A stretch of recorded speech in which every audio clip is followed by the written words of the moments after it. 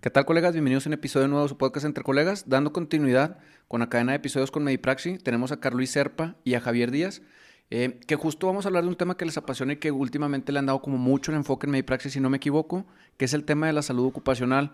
Quizá en el área de la medicina, y según yo en la carrera nunca vimos salud ocupacional, no sé si en algunos otros programas nacionales se ve salud ocupacional.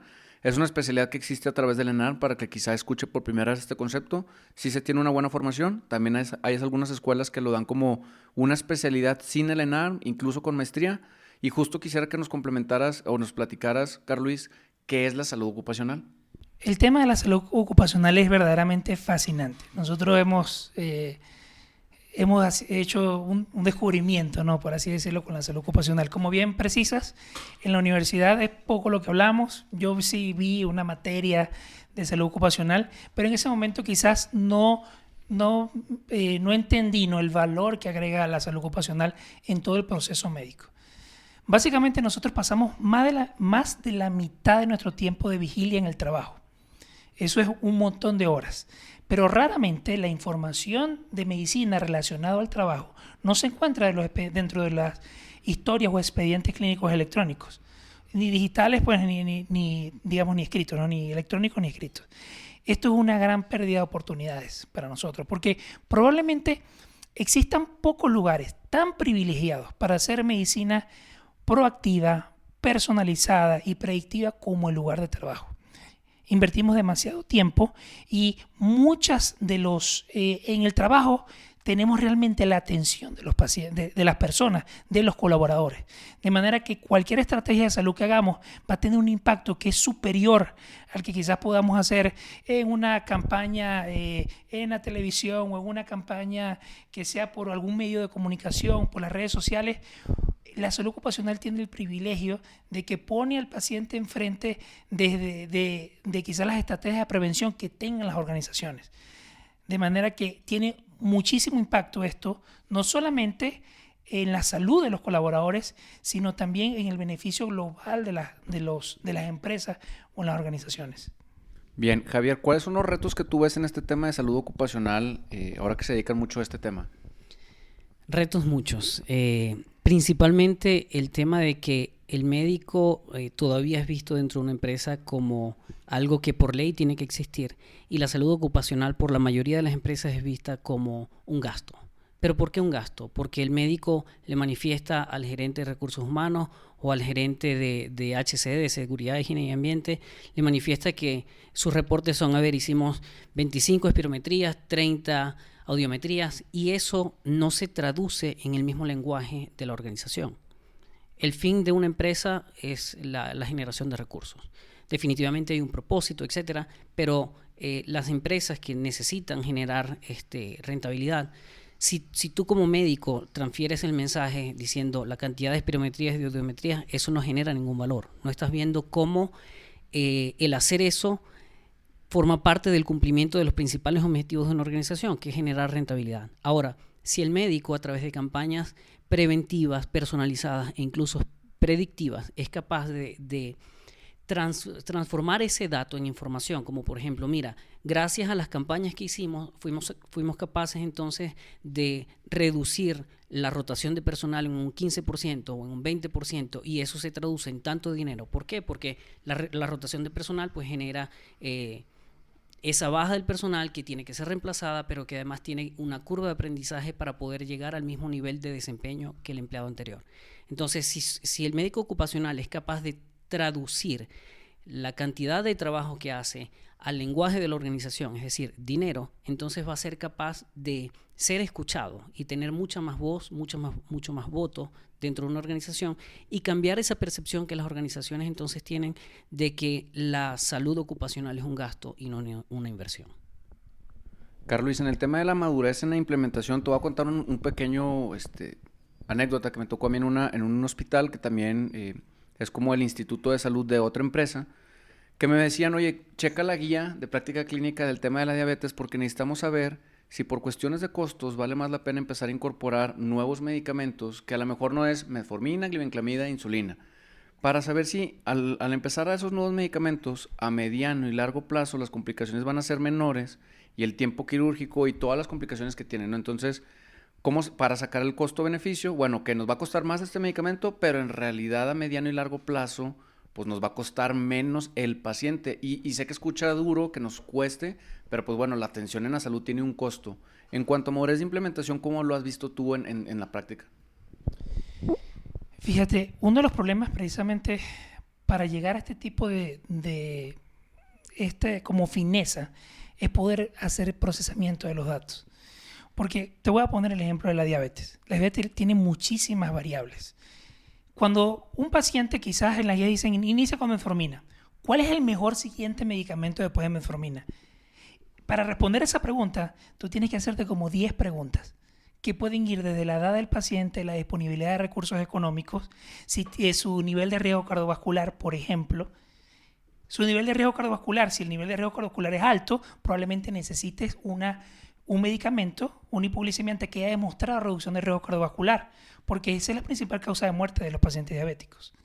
Entonces, ¿cuál ha sido la experiencia? Pues justamente que por la porca...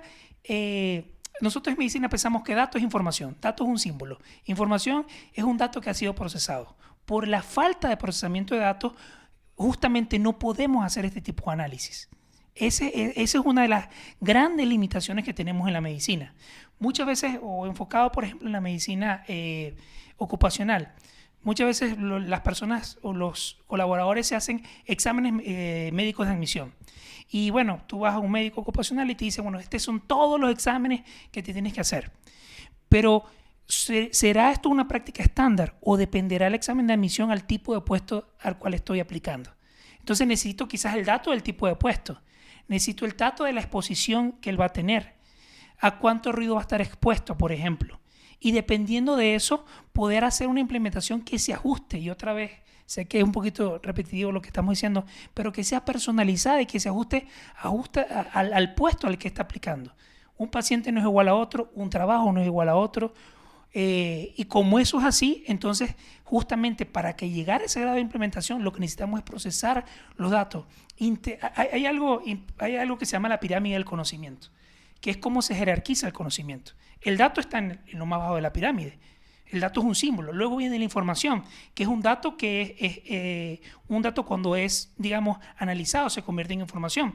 Ahora, ¿qué es conocimiento? El conocimiento es cuando ya entendemos todas las interacciones de la información. ¿Y qué es sabiduría? Que es el último eslabón de la cadena de la jerarquía del conocimiento. Es la aplicación del conocimiento. Entonces, si tú me dices a mí, tengo un paciente con 150, 120 de presión arterial y pudiéramos decir, ok, hay que iniciar los antihipertensivos. Bueno, colócale un IECA, un inhibidor de la enzima convertidora, pero se nos olvida que el paciente es de raza negra. Entonces, quizás ese no es el mejor medicamento. Pero no, bueno, colócale un calcio antagonista. No, pero es que el paciente tiene una insuficiencia cardíaca con fracción de eyección reducida. Entonces, ese quizás no es el mejor medicamento. O el paciente tuvo un infarto previo. Entonces, si no hacemos el análisis de toda la información, seguiremos haciendo medicina estándar, medicina quizás que va a estar en la guía muy bonita, pero no vamos a poder aplicar una medicina que realmente se aplique realmente a lo que el colaborador o el paciente necesite. Perfecto, Javier. Y dentro de este tema de salud ocupacional, ¿cuál es la diferencia de salud ocupacional con otras especialidades? ¿Qué te ha tocado ver ahorita en la práctica? Sí, bueno, desde la perspectiva de implementación tecnológica y de también mentalidad de utilización del dato, por ejemplo, hemos visto que la salud ocupacional realmente es preventiva. Los sistemas de salud que nos venden como sistemas de salud, para mí en realidad son sistemas de enfermedad. Tú llegas a un hospital enfermo y te vas menos enfermo. Pero en la salud ocupacional, la labor del médico no solamente es que se cumplan todas las normas de acuerdo a la Secretaría del Trabajo y de Salud, pero también es que se mantenga o se incremente la productividad. En este sentido, es necesario que la salud de todos los colaboradores se mantenga o se mejore en el mismo sentido. Entonces, la diferencia para mí es que la mentalidad del médico ocupacional está 100% enfocada en prevención y predicción. Y la mentalidad del médico fuera de una empresa básicamente es curar una enfermedad. Okay. ¿Y cuáles son las áreas de oportunidad, Carlos, o que has visto para trabajar en salud ocupacional? Hay muchísimas áreas. justamente volviendo otra vez, quizás te voy a dar ejemplos, ¿no? Por ejemplo, Javier mencionaba lo de las normas. Existen más de 40 NOMS que deben los médicos ocupacionales aplicar. Y cada empresa es muy distinta a la otra. No todas las NOMS aplican a todas las empresas. Quizás sí hay normas muy transversales, como por ejemplo la NOM del teletrabajo que acaba de salir, o la parte de ergonomía, o quizás la de prevención de riesgos psicosociales. Esos son NOMS que son muy transversales que pueden aplicar en cualquier organización. Pero ¿qué pasa con el ruido, por ejemplo? ¿No? Nosotros sabemos que a cierta exposición del nivel de decibeles, debemos hacer ciertas intervenciones. También sabemos que, de acuerdo a la norma, que no todos los pacientes, mejor dicho, que de acuerdo al nivel de exposición, debes estar cierto tiempo en esa labor específica. Ahora, ¿cómo hacemos para poder decirle a un paciente, oye, a ti te toca una audiometría cada 6 meses y a ti te toca cada año? Solamente lo podemos hacer a través del procesamiento de los datos. No hay otra manera de hacerlo.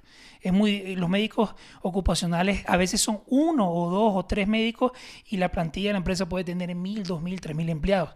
Es imposible que un médico pueda tener en su mente a todos esos colaboradores y saber de forma automática que a él le corresponde una detección temprana de cáncer de pulmón, a él le corresponde una detección temprana quizás de cáncer de próstata o de cáncer de mama, o aspectos netamente que son ocupacionales, como por ejemplo la prevención de ruido.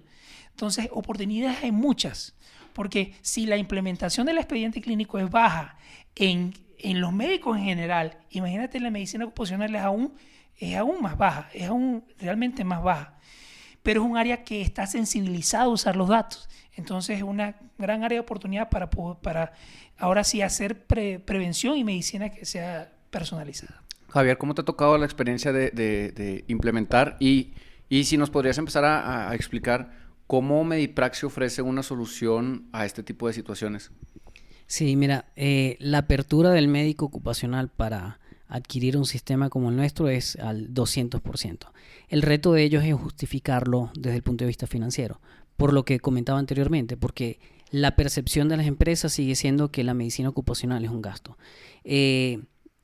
Nuestra estrategia ha ido mucho en conectar con médicos ocupacionales, conectar con gente de recursos humanos, con gente de HC, de higiene, seguridad y ambiente, y pasarles el mensaje de que la medicina definitivamente tiene que evolucionar y que es necesario que esos datos se transformen en información que permita tomar decisiones estratégicas en la organización y que permita que ahora sí que los índices de desempeño, clave de desempeño, se alcancen de una manera que nunca se ha alcanzado.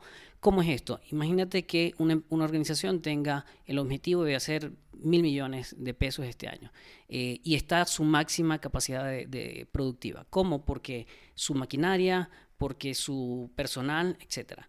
Pero, ¿qué pasaría si puedes mejorar otros aspectos? Como, por ejemplo, la productividad en sí de una persona. Entonces, potencias la productividad, a lo mejor haces algunas adquisiciones de más equipos porque vas a tener gente que está trabajando de forma más motivada, porque está trabajando, si tienes la retención del empleado, entonces vas a tener gente siempre calificada dentro de la organización y que puede hacer que la productividad de la organización mejore.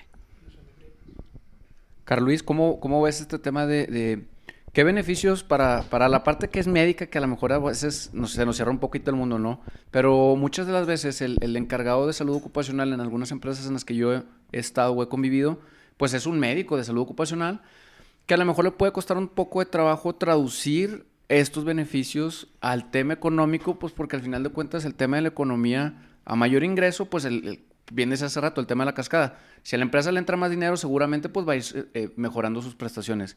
¿Cómo traducir que salud ocupacional con Medipraxi y la mejora en cuanto a ingresos de una empresa? Para todos es bien sabido que si hay más accidentes en una empresa o si aumentan las enfermedades laborales, va a aumentar la prima que pagan las empresas pues al Seguro Social, ¿no? Debido a todas estas patologías relacionadas. Entonces, cualquier prevención o cualquier medida, en medicina ocupacional realmente se hace bastante prevención en muchas áreas, pero a veces no se mide cómo esa intervención realmente disminuye o qué tanto impacto tiene en la organización. ¿qué hacemos nosotros? Nosotros hacemos análisis de los datos para precisamente saber si cierta intervención específica, cómo eso pues quizás disminuyó los diagnósticos los diagnósticos de diabetes o la prevención oportuna de cáncer, de cierto tipo de cáncer. Eso, por supuesto, va a tener un impacto directo sobre la prima de costo de las enfermedades relacionadas al trabajo. Esto se trata de prevenir. Los médicos ocupacionales están sensibilizados y nosotros entendemos bien esa necesidad que tiene y tratamos de traducir esa necesidad en un sistema que de forma automatizada pueda detectar esas oportunidades en los pacientes y ayudarles a ellos a entender de forma rápida y global cómo está su nómina, ¿no? Cuál porcentaje de pacientes tienen cierto tipo de padecimiento endocrino metabólico o a cuáles pacientes hay que hacer una audiometría cada 6 meses o cada año.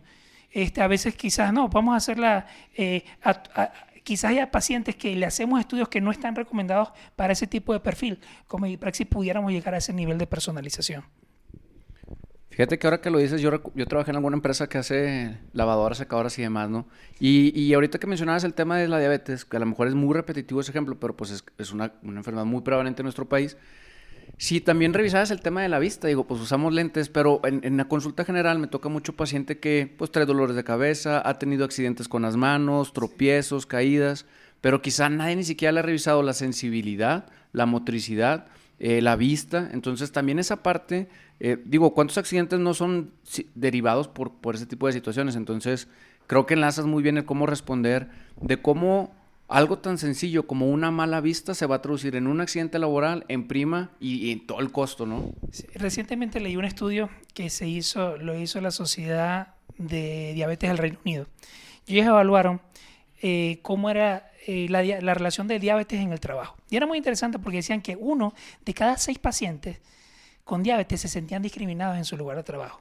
No conozco estadísticas, no conozco un estudio así tan específico aquí en México de diabetes en el trabajo, pero te quiero comentar, ¿no? Y una de las cosas que dijeron es que tenían dificultades se sentían discriminados y se sentían que quizás no tenían el apoyo suficiente porque tenían que checarse la glucosa en el lugar de trabajo, tenían que estar pendientes de sus medicamentos. La diabetes es una enfermedad compleja de tratar porque el paciente debe comprometerse a cumplir este régimen que no solamente tiene que ver con la dieta, sino con su automedición y otro tipo de cosas. Entonces es complicado, ¿no? Y la única manera de poder dar una atención adecuada es automatizando el proceso. Si yo, por ejemplo, sé que el paciente de forma particular le toca una consulta con el oftalmólogo anual, pues automatizar ese proceso. Cuando se cumple el año, pues hacer notificaciones, alertas, alarmas, que lo que le corresponde a este paciente, ayudarlo con este seguimiento. Eso por muchos, son muchísimos los pacientes diabéticos que hay en México. Y no sé cuántos se sentirán discriminados o se les complicará tener un adecuado manejo de su enfermedad. Yo creo que esto es algo que se puede hacer, es totalmente factible y es automatizable. Claro. Javier, ¿cómo ir cerrando el episodio en cuanto a la importancia de la automatización de datos y salud ocupacional? Mira, sin la automatización no somos capaces de multiplicarnos. Entonces, si queremos ser productivos, sí o sí necesitamos automatizar los procesos. No solamente nos permite ser más eficientes, nos permite también implementar mejores prácticas y nos permite hacer algo que en tecnología se le llama capitalizar el conocimiento. ¿Qué es eso? El hecho de que sabemos que las generaciones que tienen más experiencia, que tienen más conocimiento, pues se van a jubilar pronto. Y ese conocimiento en medicina lamentablemente se aprende por ensayo y error. Cada médico aprende por ensayo y error. ¿Qué tal si tú puedes tener un sistema en donde ese médico que tiene 30, 40 años de experiencia, antes de jubilarse, se automatizan los procesos que él tiene en su mente y que entonces van a guiar los procesos de médicos con menos experiencia? Por ejemplo, en medicina ocupacional, si un paciente va o si un colaborador va al consultorio de la empresa por un dolor lumbar, ese médico que tiene 20 años en la empresa sabe totalmente cómo analizar y qué preguntas hacer de forma pertinente. Pero un médico que va entrando a la organización probablemente no conozca la operación, no conoce los riesgos. Entonces es necesario que para que la consulta sea guiada, no solamente en medicina ocupacional, en cualquier especialidad, y poder combatir un poco la carencia de médicos especialistas en el país en general. Entonces, que se pueda automatizar el proceso, pero que se pueda capitalizar el conocimiento de la gente con más experiencia. Carlos Luis. Sí, quería agregar ahí un dato importante. De acuerdo a los datos de la UNAM, para el 2030 van a hacer falta 300.000 médicos en México. Más de 300.000 médicos. Entonces, ¿qué ocurre? Sin la automatización, como decía Javier, sin la capitalización del conocimiento, vamos a tener un problema grave. Es grave que no tengamos que todavía nos falten médicos, pero es más grave que es también igualmente grave que los médicos que se están yendo no podamos retener el conocimiento de ese jefe de servicio, de esa sociedad de médicos que puedan guiar a las nuevas generaciones a mejores prácticas. Eso se puede hacer. Es un beneficio de la automatización. Si nos ponemos a ver las estadísticas, por ejemplo, de medicina de especialistas en México, quizás estamos muy bien en la Ciudad de México, tenemos muchísimos especialistas, pero ¿qué pasa en estados como Chiapas, estados lejos? No tenemos la misma cantidad de especialistas. Entonces, con la capitalización del conocimiento, pudiéramos estar generando procesos en sistemas para que un médico que aún sea recién graduado esté haciendo las mismas preguntas de un especialista en lo más remoto.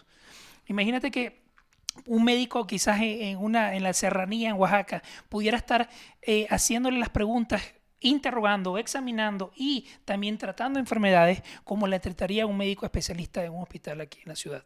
Eso es posible a través de la tecnología, guiar mejores prácticas. Javier, ¿con qué vamos cerrando este episodio? Bueno, primero agradecerte, pero también quisiera comentar que todo lo que hemos comentado en realidad es algo que ya existe en Medipraxis. Nosotros tenemos ya el desarrollo en donde no solamente se registran los datos, sino que nosotros somos capaces de generar esas alertas que permiten de manera oportuna que el médico le dé la atención al paciente. Carlos Luis, ¿con qué cerramos? Yo pues agradecerte esta gran oportunidad de poder compartir algo que nos apasiona. Nos apasiona la tecnología, pero nos apasiona ayudar a la gente. Yo creo que todos los que somos médicos entendemos lo importante de una vocación tan hermosa, ¿no? De poder ayudar. Yo como médico clínico me di cuenta que puedo ayudar, en mi práctica me di cuenta que puedo ayudar 1 o 2 pacientes, 5 o 10 pacientes en el consultorio, pero a través de los sistemas podemos ayudar a miles, a millones de pacientes.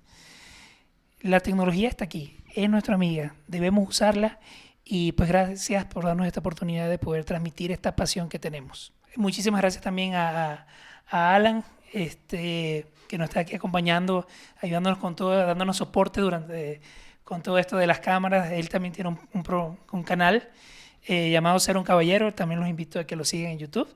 Y a su esposa Eli, que es médico también, especialista en marketing farmacéutico y también fue mi jefa cuando participé en la parte de marketing, pero muchísimas gracias por el apoyo.